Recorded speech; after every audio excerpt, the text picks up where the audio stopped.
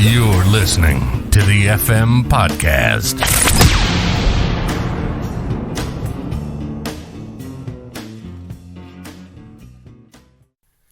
All right, everybody, welcome back to the FM Podcast, episode number 6, with me, your host, Brian Neff.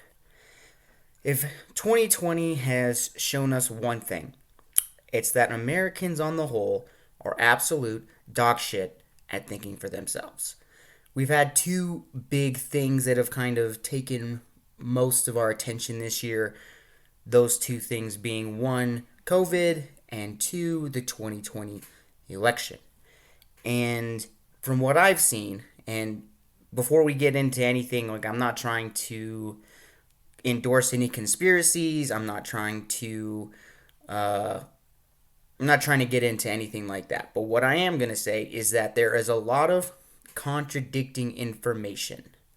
And it seems to me that for the most part, people, are just unwilling to do their own research. People are unwilling to think for themselves, to look at incongruencies in the data and what people are telling them, the inconsistencies, and it's a problem. It's a big problem. And so since, again, going into just the idiocy of some of these people just on this one topic is people will sit here and they'll have these conspiracy theories regarding Kanye West. And is he running for president? Is Kanye part of the Illuminati? I don't know. I don't trust Kanye. What's he doing? You have people that get into that kind of crazy shit. But, when the government says something contradictory to the World Health Organization, or the news tells you something contradictory to what the doctors are saying, or people are getting silenced because they have a differing opinion from what the narrative being the main narrative being pushed, they just eat any bullshit that they're spoon-fed. So that's what we want to get into today. So since there seems to be a bunch of dummies out there, today we're going to talk about critical thinking skills. So what is critical thinking? Critical thinking is the objective analysis and evaluation of an issue in order to form a judgment. And why is critical thinking important? Well, for one, it enables you to form your own opinions rather than just regurgitating the ideas of other people from bullshit that you've heard. Excuse me.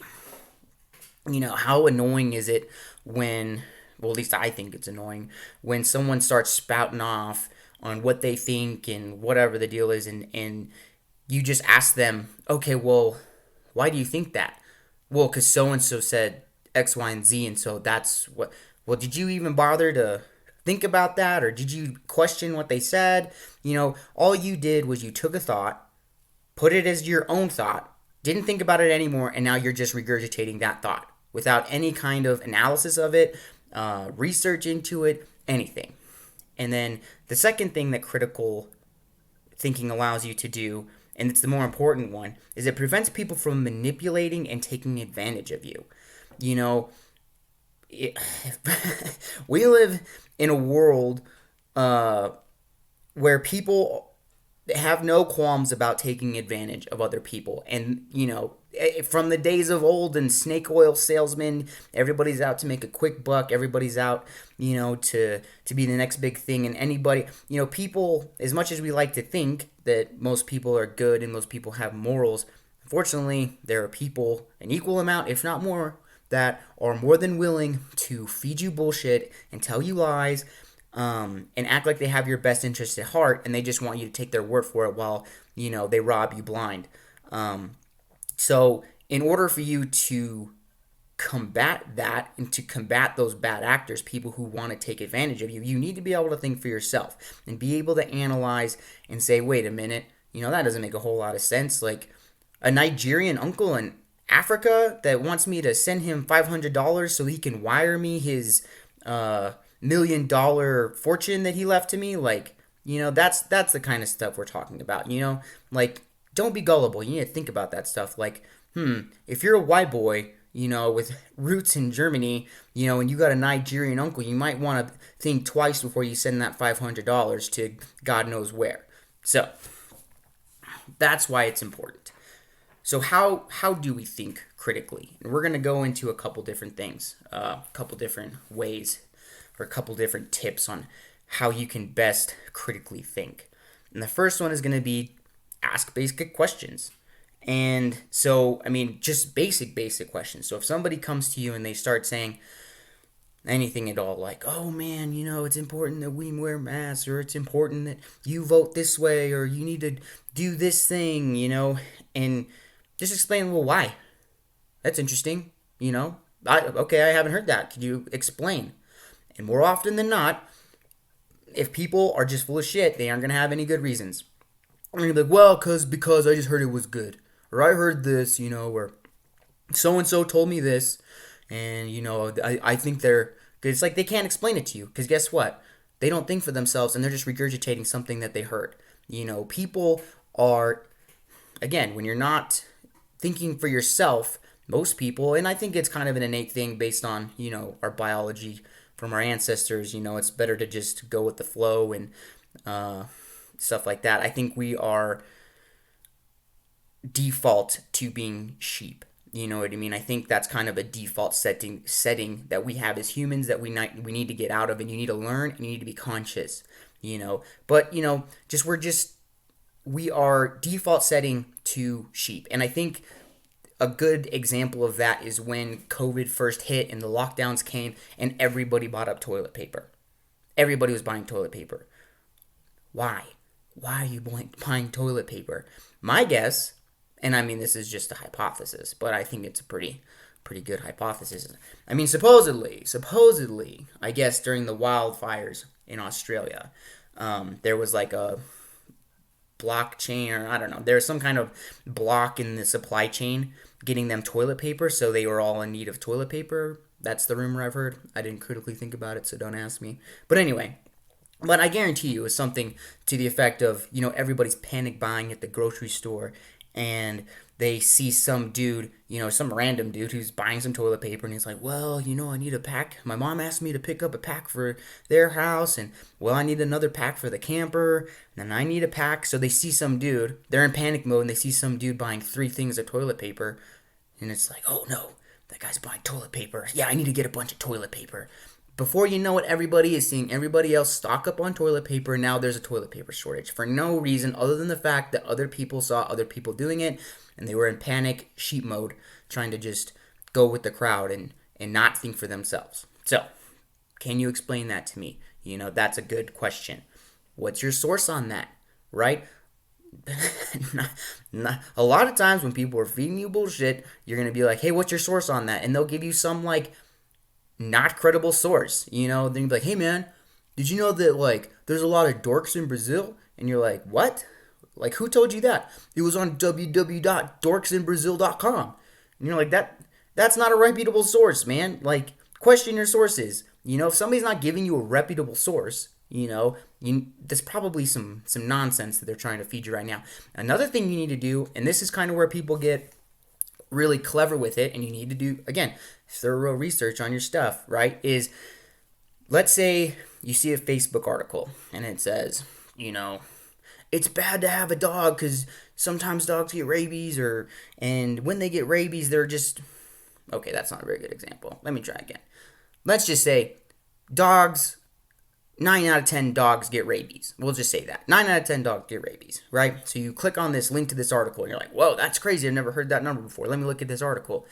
So you read this article, and it talks about how 9 out of 10 dogs get rabies, but then you look, and then there's a link, the source, at the bottom of the article on this page. There's a link, and this is our source. Well, you click on that source, and then it goes to this article about 9 out of 10 dogs get rabies, and it's basically the same article. Then you go to the source, click the link on the article to that source, and it takes you back to the first article. It's just a loop, right? It's just nonsense. It's just somebody saying 9 out of 10 dogs are going to get rabies, and then it takes you to another article that cites the article you were just reading as its proof, while that article you read first quotes the second article as its proof. So it's just like this cyclical thing that doesn't mean anything. So you need to be, that's something that's actually running rampant right now on Facebook and Instagram and stuff like that, and you need to be aware of that.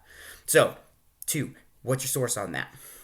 And then 3, again, basic questions. If you don't understand something, research. If you don't understand something, like if you don't understand a term or you don't understand a word or you don't have any history on the topic, do some research. There's nothing cool about just taking somebody's word and just nodding and smiling and be like, oh yeah, I know what you're talking about. That's not cool. It's not fucking cool. Makes you look like an idiot. And you're not helping anybody else. You're screwing the rest of us. So, for example, I think they did an article on dihydrogen monoxide and how dangerous dihydrogen monoxide was. So they're like, oh man, did you guys know that dihydrogen monoxide, they're using it in our food and they're putting it in our food and, but they use it to clean car batteries and they use it to do this and it's, I don't know, whatever. They're just basically telling you about how dangerous dihydrogen monoxide is, but they're telling you, that they also use it in your food and they use it to water plants. Well, dihydrogen monoxide is water, H2O, right? So if you're going to sit here and be like, oh man, dihydrogen monoxide, it sounds so dangerous. But if you don't know what dihydrogen monoxide is, you're not going to realize that, oh, that's just water, of course. It's framing, right? And if you don't understand, people can make whatever frames they want and they can frame things to be better or they can frame things to be worse. And if you don't bother to do your research or ask questions about things you don't understand, you're not going to know that you're getting duped. Okay, so I just ask basic questions. How do we do this? Number 2, question basic assumptions. A lot of articles you see now, especially when it comes to like political articles, is they'll make this essentially predication on one assumption and that assumption isn't necessarily correct, right? Or they just make up, basically they say something to the effect of, well, because, most people in the United States prefer cheese pizza to pepperoni pizza, this candidate is going to get more support, right? Well, if you're not thinking about it, you're going to be like, wow, really? Like that candidate's going to get support? Be like, no, your original thing is, where's your assumption on this cheese pizza? Like, do people really prefer cheese pizza to pepperoni pizza? Like, where did you get that from? They make these assumptions, and based on these assumptions, then they start making their point, right? And they're hoping that you don't challenge that original assumption, right? Because essentially they try to trick you with words. You know what I mean? Like, heads I win, tails you lose. Be like, oh, that sounds like a good idea, man. They try to hope that you don't catch them in the wordplay, right? So you need to be looking for that clever way of, mixing words or trying to be clever with the way things are phrased, right? And because you'd be like, well, that's actually not true at all. And, I think more people prefer cheese pizza, but it's like nobody says that. There's no source on that. You just said this blanket statement, and then your whole entire article, your whole entire point is based on that one assumption first, right? And they're just hoping that you don't challenge that first assumption, so that way they can put this main point on you. And then, again, basic assumptions. The other 2 things you need to worry about are stereotypes and heuristics. So stereotypes, right? Like, white people like mayonnaise and whatever, like stereotypes. People named Karen are going to want to talk to the manager. So stereotypes. And then heuristics. And heuristics are basically the way our brains think, right? Like the way, so you have like, say, a logarithm. You can think logarithmically like a computer does. And that's assessing every single possibility, right? Like, if this, then this, is that true? And it can be like, does 1 equal 0? No. Does 1 equal 1? Yes. Does 1 equal 2? No. That's how a logarithm works, right? That's inefficient to go through all these different things to come up with one answer. So what our brain does is it creates these heuristic, like these shortcuts in our brain, right? So we don't have to go through, every single possibility before we get to the answer. We can just base it on, say, how many times have I seen that, So for example, an availability heuristic, that's based on, in this situation, right, how many times did X happen? So, for example, if I say, wow, blonde-haired girls, every time I've seen them, they have blue eyes. But if I go and I say all blonde-haired girls have blue eyes, that's not true. It's just based on the amount of times I've seen it, right? So my mind immediately goes like, oh, blonde girls have blue eyes. Well, some do. The ones that you've seen in the past do, right? So that availability heuristic, right? If you start thinking, you need to realize that that's going to be a bias in your mind, and you need to take that into consideration when you're making decisions, right? So if I go and you'd be like, oh, well, here's a blonde girl with brown eyes, and you'd be like, well, she's obviously not a natural blonde because every girl I've seen has blue eyes, or every blonde girl I've seen has blue eyes. Well, no, you're wrong. So anyway, so stereotypes and heuristics. And then, again, on to the next one. So the next way to think critically, or the next important thing for thinking critically, is having an open mind and having a willingness to entertain other viewpoints and ideas. So those are big things, and we're going to get into some jiu-jitsu because that's my thing. So one of the things that I've always really appreciated and thought was really cool about the jiu-jitsu community is that everybody has an open mind and everybody's willing to hear everybody else out. I thought it was very weird, when I came from, say, a traditional martial arts background coming into Brazilian jiu-jitsu, traditional martial arts, you're not supposed to be questioning the sensei, right? You're not supposed to be, if you're a white belt, like, keep your mouth shut. And in general, that would be my recommendation for those people in BJJ too, because you're probably wrong. But anyway, I was always amazed at the way black belts always had an open mind, even with people who had just started, right? If they were working on a technique, and the white belt's like, I have a question, or, well, why does it do this way? Or there was no silencing, or there was no discouragement of white belts having questions or white belts having comments. And even the black belt, who, again, some of these guys have been training, 10, 20 years, are willing to listen and entertain the ideas of a white belt.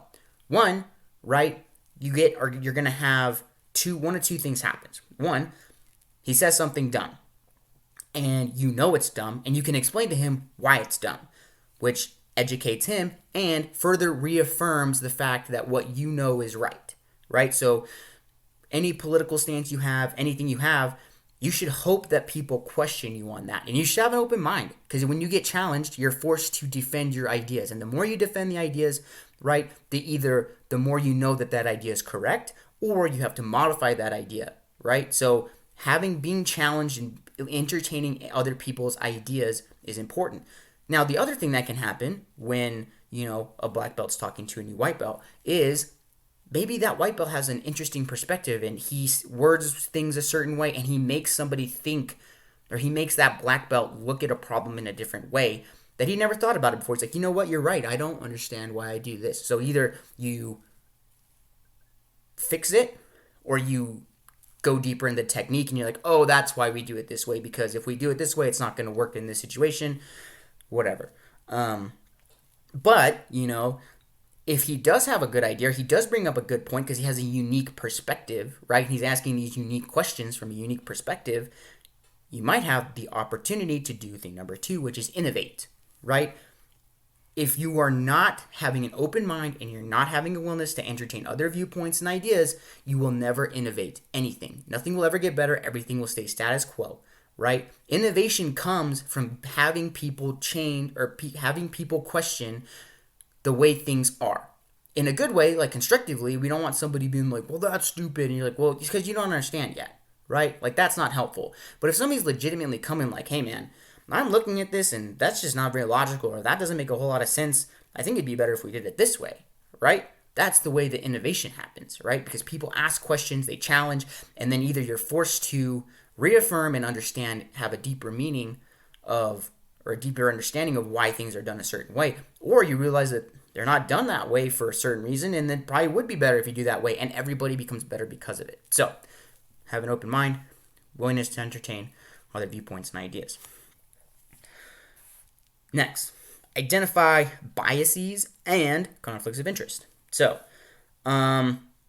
biases, right? So, let's talk COVID deaths, the death rate when COVID first came out. So I don't know if you guys are aware or not. I would hope most of you are, but there was an incentive placed on COVID deaths, right? So if like a hospital got a death that was due to COVID, quote unquote, in my little finger quotations, air quotes, they would get government money. They were incentivized to have COVID, to inflate COVID numbers because they would get government subsidies for every COVID case. I think it was like something like $14,000 or something like that. What's more, if they used a respirator, then they got even more money. I think it was like $30,000 or something like that. Again, you're welcome to fact check me, critically think for yourself. This would be a good exercise on that. Do your own research. But anyway, just for the sake of argument, we'll assume that I'm correct. Point being, you had people that were dying from COVID. You could get shot by a gun in the head, but if you tested positive for COVID, they'd ring you up as a COVID death because they would get extra money. Which, if I'm a hospital administrator, then, I guess that makes sense. Like, I'm not dumb. If I can somehow work the system and get extra money, like, that's always a good thing. It's not necessarily the most honest thing, but I could understand that point. But you have to understand that when they're reporting these COVID numbers to you, you need to understand, like, did that person really die from COVID, or, was that person in the middle of brain surgery, right? Which, were most cases, we don't know. We don't know how many of these cases were incorrectly labeled, or maybe there was some funny business going around. We don't know that number. But we do know that that number has a certain bias to it because they were incentivized to inflate the numbers with government subsidies. So that would be a bias in reporting. Then two, you have to understand the incentives, right? Like, does somebody have an incentive to twist the truth or to persuade you to think a different way, right? Look at the mainstream media, right? They're pushing a certain agenda that may or may not be good for everybody else, right? It's definitely not in our best interest, right? But they have an incentive because, they get subsidies, or their friends are in high places. They have incentives to twist the information and not give you the whole truth. So, incentives, biases. And then finally, you got to determine relevance on what you're being told, or the facts. You got to determine the relevance in the facts. Like, do these things correlate? Like, is the thing that you're complaining about relevant? Like, is your issue, I don't know, you're explaining. Let me give you an example. I think that'd be easier, So, does the fact that somebody is an asshole, does that relate to their professional skills? Well, maybe. Maybe it does. If you're in customer service, you're an asshole. Yeah, those things probably do correlate. But there's certain cases where you'd have to think that they probably don't. Take like UFC fighters. There's plenty of UFC fighters that I think are douchebags and assholes and not very good people. But does that mean that they're not great at MMA? No, they're awesome. They're really good. They're just assholes or shitty human beings. So these things don't necessarily have a correlation. And I think that's a big thing. Again, I might show my political leanings here, but when people are talking about orange man bad, orange man asshole, orange man says mean things on Twitter, well, yeah, I'd wish he would kind of cool it on the Twitter too. But does that have anything to do with his Middle East treaties? Does that have anything to do with the economy? Does that have anything to do with him being nominated for 3 Nobel Prizes? Like, no, I didn't think so.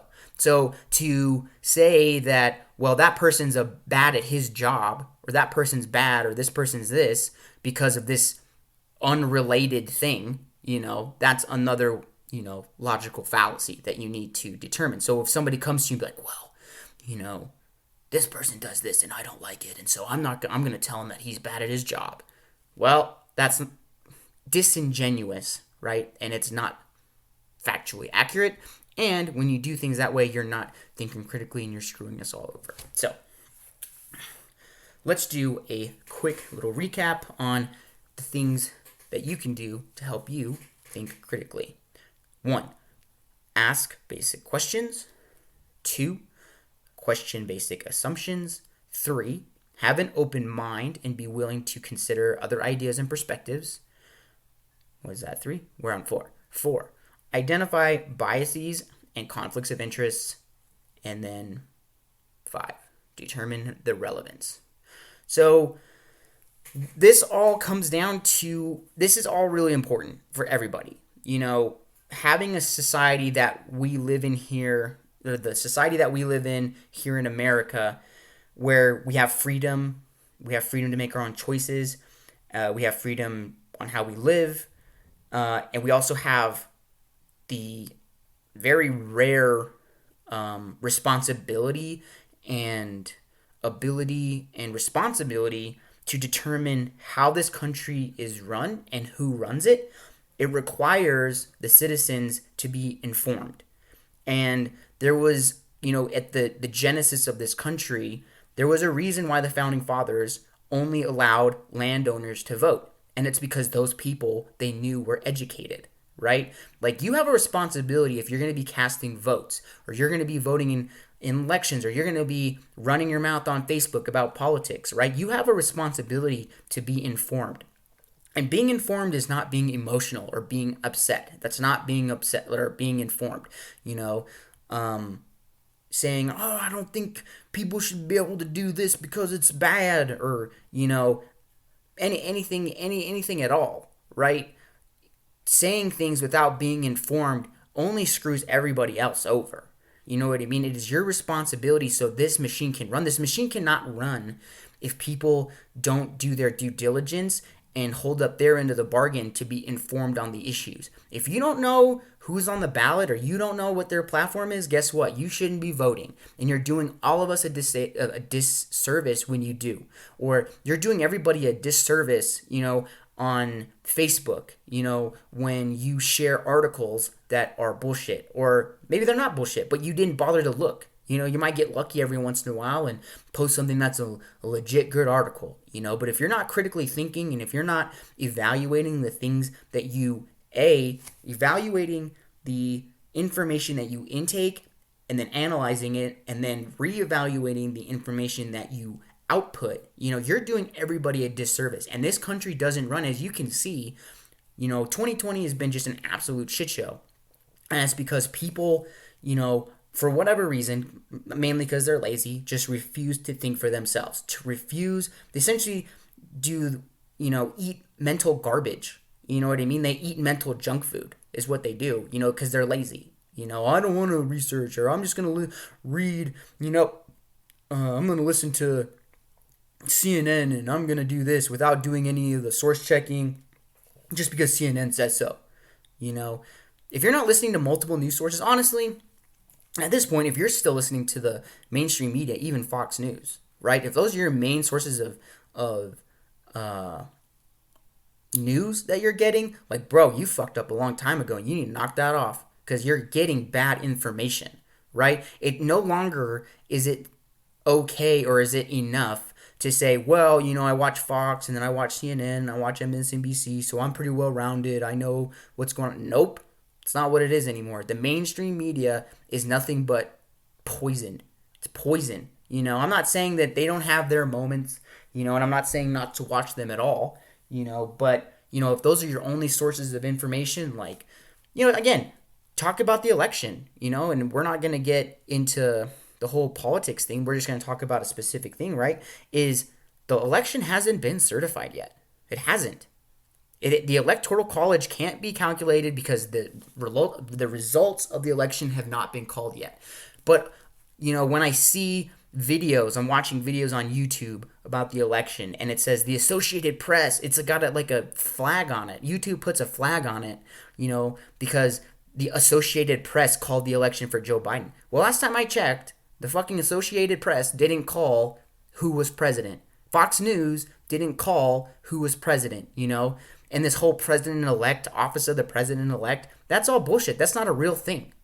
It's not a real thing. And they're pushing it. You know what I mean? So if you're watching any of that bullshit, you need to stop. Because at this point, it's just a dog and pony show trying to get you to think a certain way, trying to propagandize everybody. So anyway, that's my soapbox on that. But Anyway, let's close it up. So don't be a dumbass. Be a responsible citizen. You owe it to everybody else in America. Get informed and think for yourself. So with that, let's go ahead and close it up. Stay safe out there. Go do something hard today. Watch out for the crazies. We'll catch you in the next one. You're listening to the FM Podcast.